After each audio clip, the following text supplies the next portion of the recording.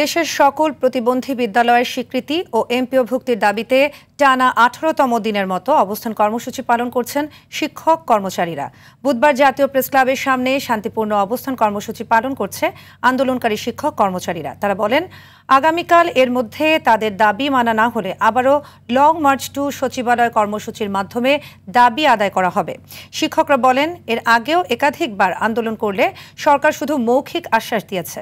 দ্রুত সময়ের মধ্যে স্বীকৃতি ও এমপিওভুক্তির দাবি মেনে নেয়ার আহ্বান জানান আন্দোলনকারীরা।